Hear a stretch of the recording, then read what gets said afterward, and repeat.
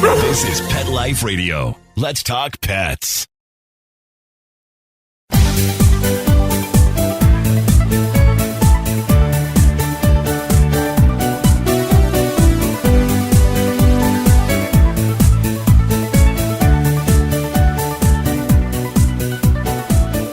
Hello, pet lovers, and welcome to Best Bets for Pets. I'm your show host, Michelle Fern.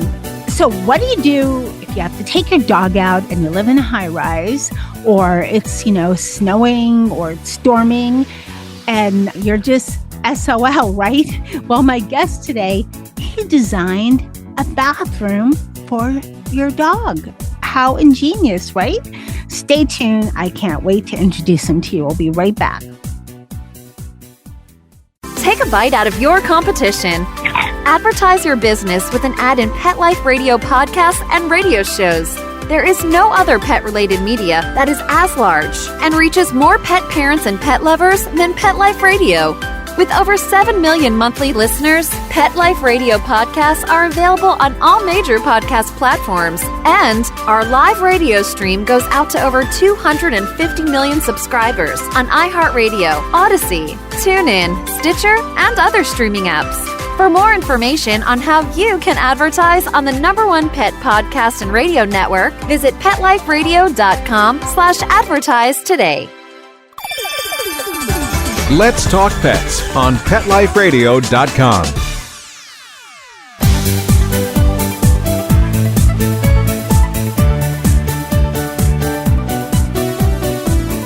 Welcome back, everyone.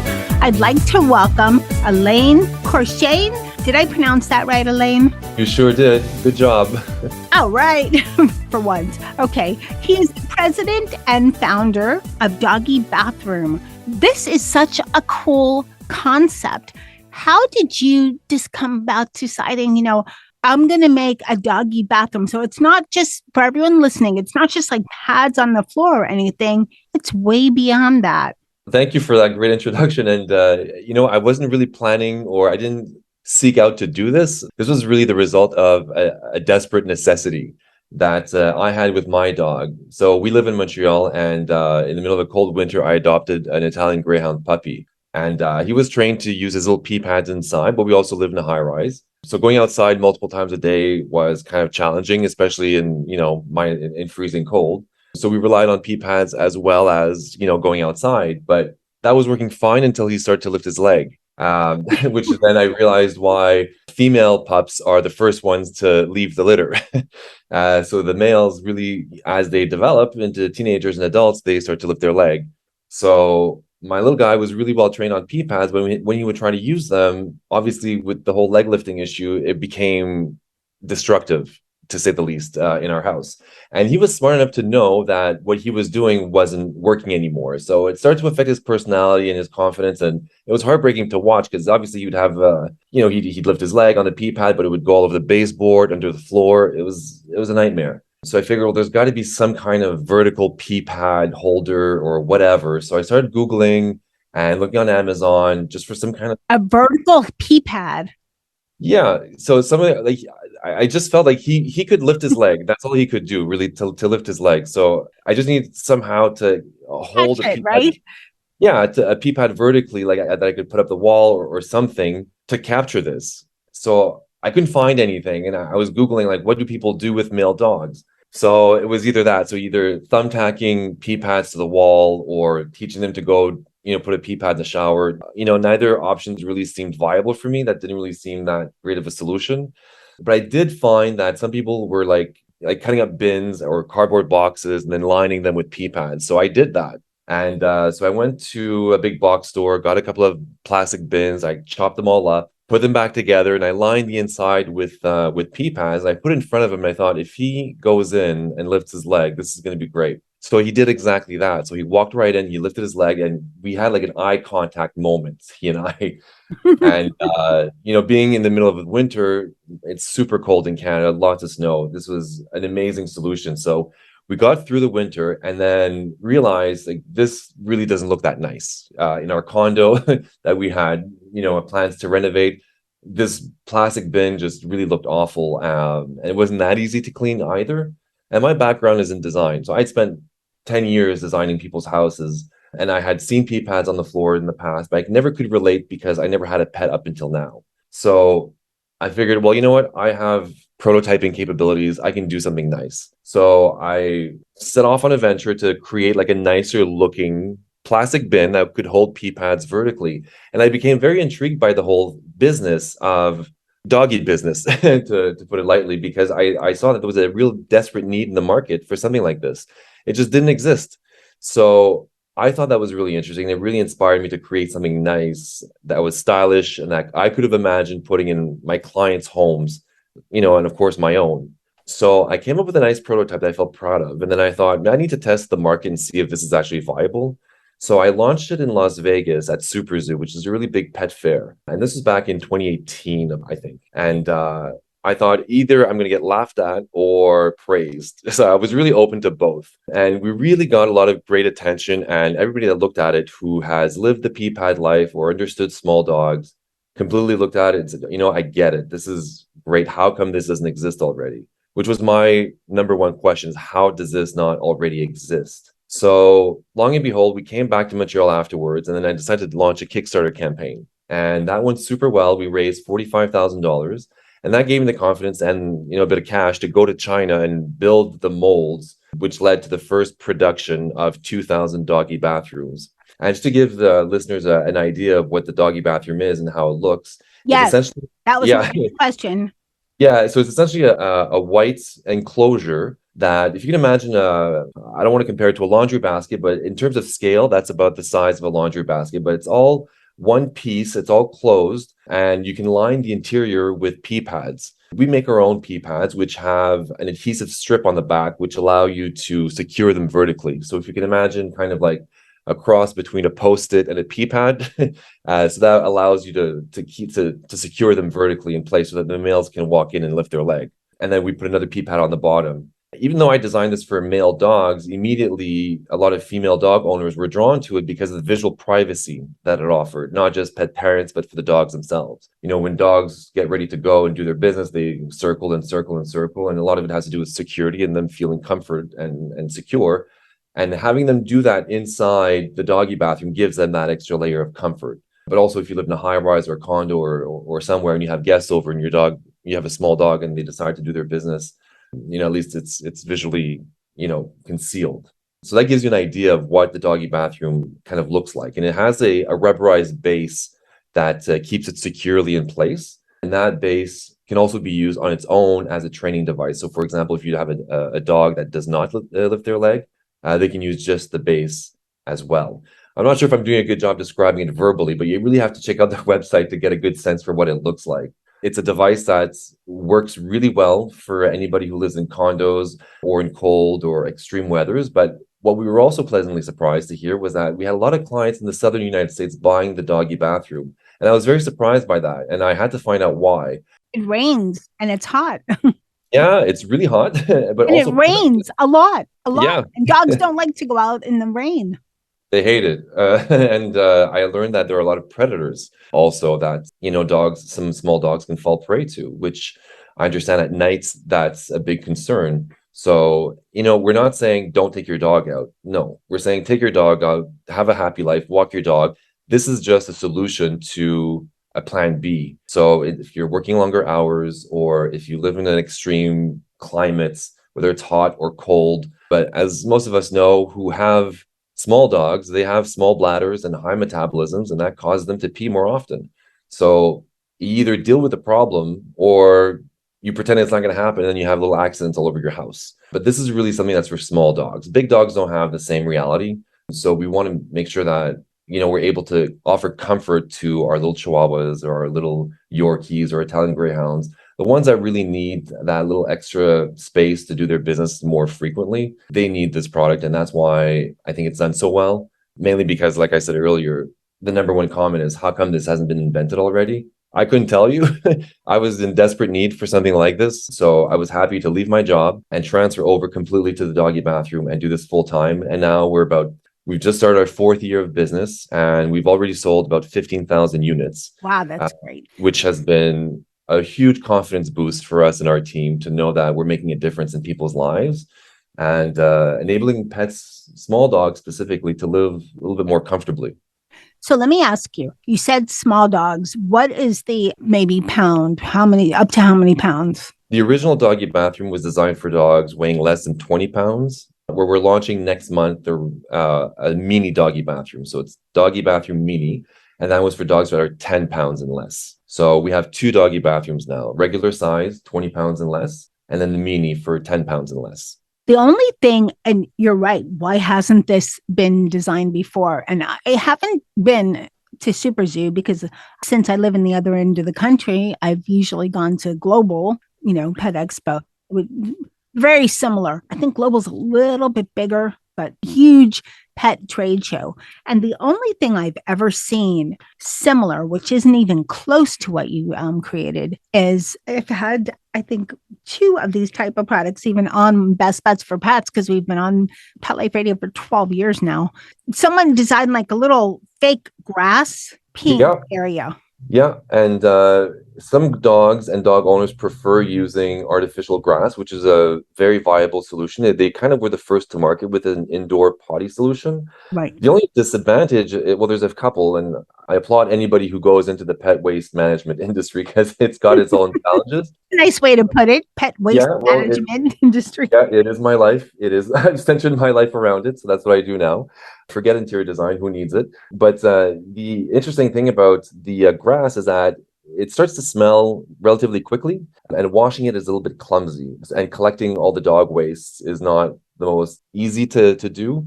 But we do recognize that some dogs prefer that tactile touch. So the Doggy Bathroom can accommodate the artificial grass, but also the natural grass inserts as well. So we have a lot of clients who use the Doggy Bathroom on their balconies, where they still prefer having their dogs scratch at the door and do their business outside. So the Doggy Bathroom is compatible with the artificial grass or the natural grass patches, and they can go easily on a balcony, and it just drops in, and then you get that visual privacy for both the dog and the parent. And some dogs, bless their heart, sometimes they have one paw on the grass or on the patch, and then one paw not on.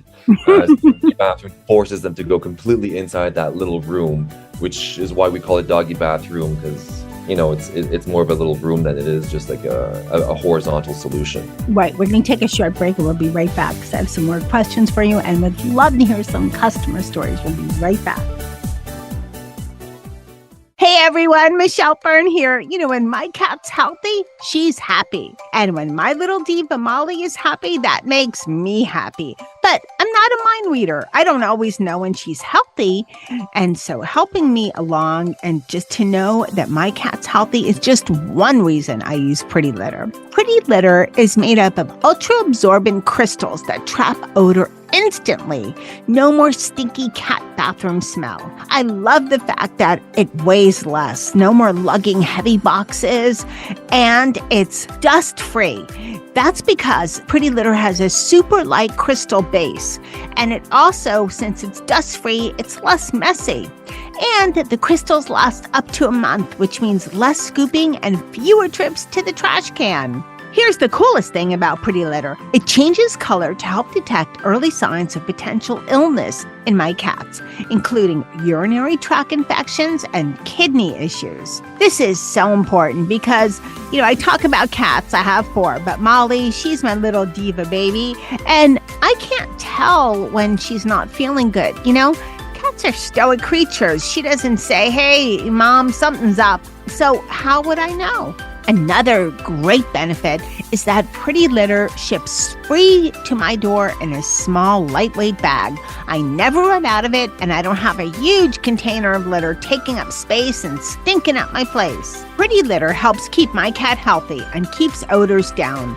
You and your cat are going to love Pretty Litter as much as we do. Go to prettylitter.com/PetLifeRadio to save 20% on your first order. That's prettylitter.com/PetLifeRadio to save 20%. prettylitter.com/PetLifeRadio. Let's talk pets. Let's talk pets On Pet Life Radio. Pet Life Radio. PetLifeRadio.com.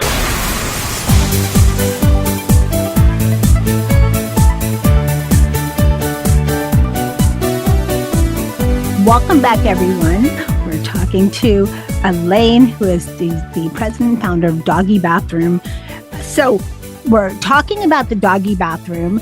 And, I think another great use for it is even for people that they're not experiencing right now inclement weather, or they are not in high rise and any of that. But what about for when your dog is ill, or for pet sitters or something? Sometimes there's a lot of other reasons. I think this would be a great solution. It is. And I mean, we have, once your dog is adapted to it, they kind of recognize it. Not kind of, but they actually recognize it as their area to do their business. And my dogs and many other dogs that are accustomed to the doggy bathroom that have incorporated their lives, they have multiple. So, for example, when they go get babysat, when they go to their grandparents' house or a sitter, the doggy bathroom is there, and that's a way. And my parents are in their 70s, and they want to have confidence of knowing that the dog's not going to have an accident, or that they're not going to mess up, or think they're going to mess up. So this just brings a lot of confidence to everybody involved. So when my dogs go over, they have a doggy bathroom there, and they can do their business there. So that gives my parents the confidence of knowing that they're not going to be faced with having to, teach my dogs or scold my dogs or anything of the sort if they don't do their business correctly, or if they don't interpret, the dog's desire to go outside immediately at that time. And dogs are smart. They start to recognize that little room, that little space is really for accidents. And maybe I'm just lucky, but my dog, Sterling, that's his name, and he knows what it's for. And I've heard him, like, in the middle of the night when he has to get up and dash out of bed, he needs to go, and he goes right there. And he's actually been sick inside the doggy bathroom, which I've been very blessed that he's had that ability to make that connection, that this is where, if I need to either be sick or in any shape or form, that's where he does it.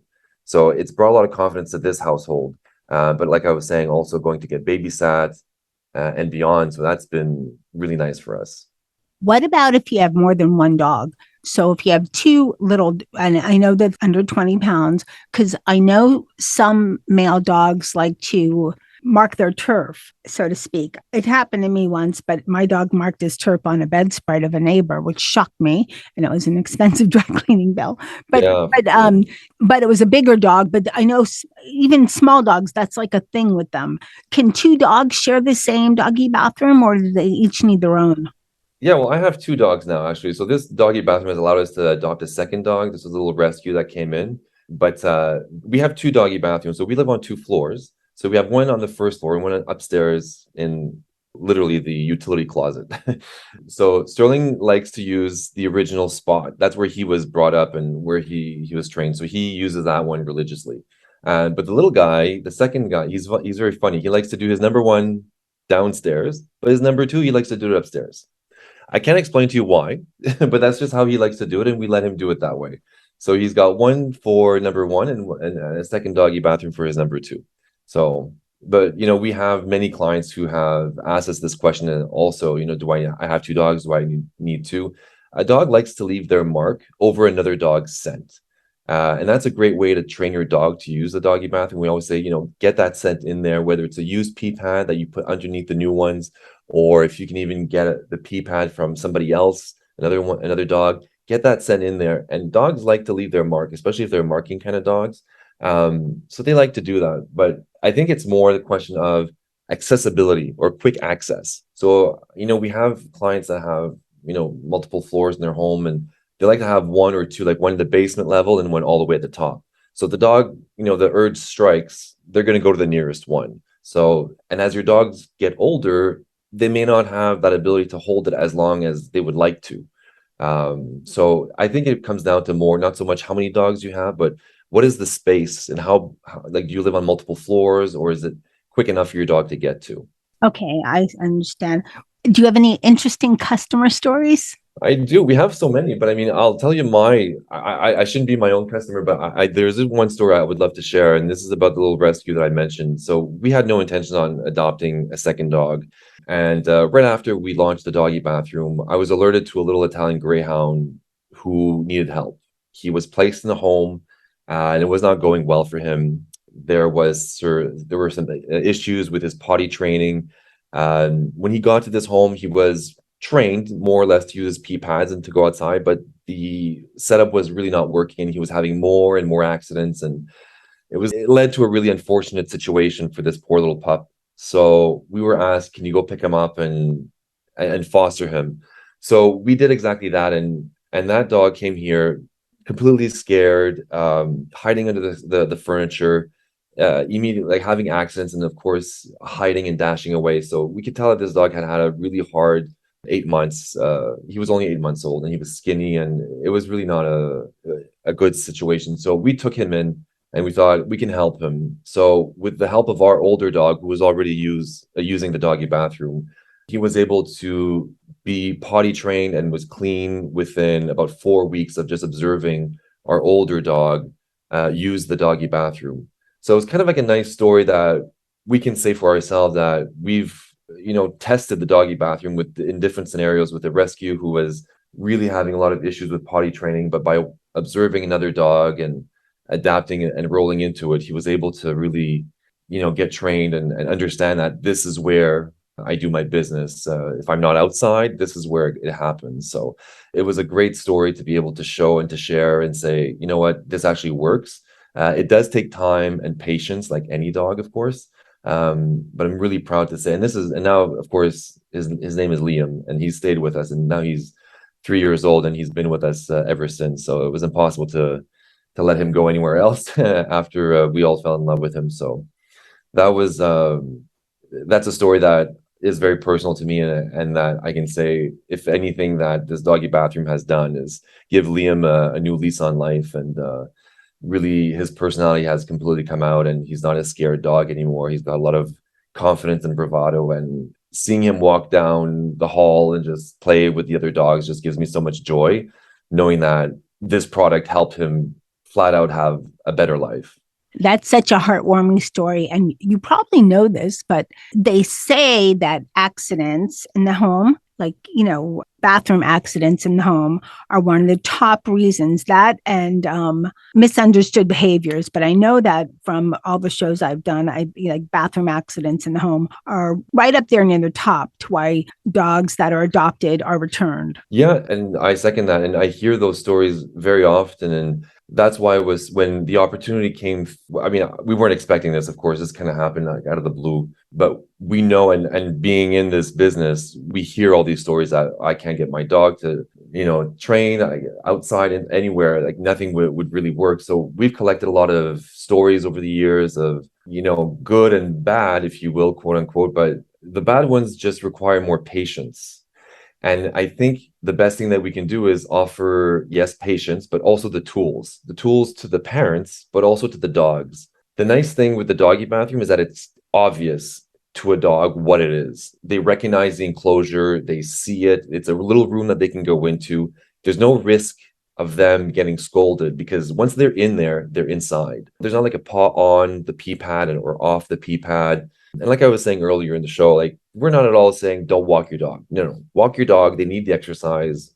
They need all of that. But this is really for the middle of the night when it's freezing cold, too hot, high condo, reduced mobility for either the dog or yourself. So it's just really dealing with a real world issue that helps dogs live a happier life. And I think any pet owner will agree that the last thing you want to do is scold your dog or have to correct your dog for an accident that could have been helped. So I'm really convinced, and 15,000 people who also have the doggy bathroom will agree with me, that having that device, that tool in your home or in your environment, your office, whatever, it really helps the dogs, give them confidence in knowing that I can go here. I'm doing what I'm supposed to be doing. And we all know that their number one objective is to make you happy. They just want to make you happy. And I feel that the doggy bathroom gives them those tools. Have you, or is it in the works for you to have something where, I don't know, like a little doggy condo? Because you know how a lot of dogs are crate trained. And I know that they don't like to go where they sleep or something.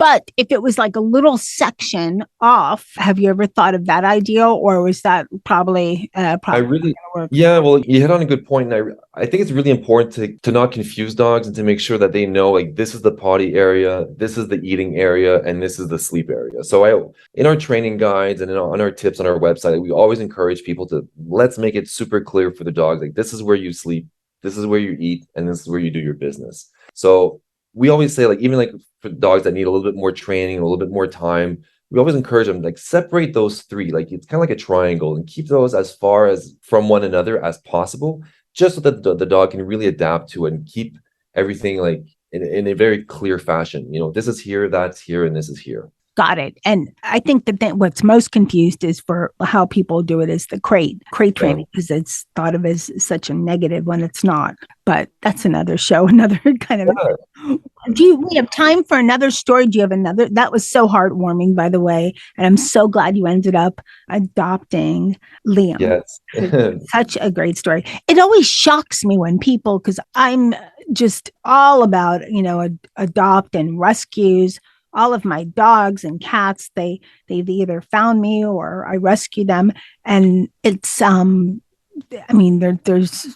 there's so many places to rescue. I'm glad that we as, all the pet people and potential pet people are realizing that adopting and rescuing is such a wonderful option. But it's great that you created this wonderful solution, because you're right. A lot of people lose patience. There's they'll try, and the pet pads just by themselves get wet. The dogs walk over them. They get wet. They fall apart. They get moved around. So in the doggy bathroom, they don't. But again, we have time for another story. If you have another one to share. Of course. I had a little dog in Ottawa. His name is Gordon. And Gordon started peeing on his parents' bed. Oh, jeez. No one knew why. So they reached out to us and they said, hi, we're looking at your product. We're not sure if this would work. This is what's happening in our house. The email made its way to me and I said, good God, this is the first. I don't know why the dog is doing this. I'm not an expert in dog behaviors, but what I can say is that the doggy bathroom itself will offer a very clear visual indication to the dog where he needs to do his business. So we need to get that to stop. And like I said, I don't know what caused that, but this started to happen out of the blue. So we can presume that the dog was likely stressed or there was something else that was going on in that household. So the clients did proceed to obtain a doggy bathroom. I asked them to keep me closely informed as to how this was going to work. So the doggy bathroom stayed put in the same area for about a week, and the dog would just come up to it, sniff it around. And I did tell him, put a used pee pad in there to get the sniffing started, to really inspire the dog to kind of go in there and leave his scent. So they did that, but it wasn't enough. So they came back to me and said he's, still not sure what to do with it. So I explained to the dog, why don't you throw a dog party?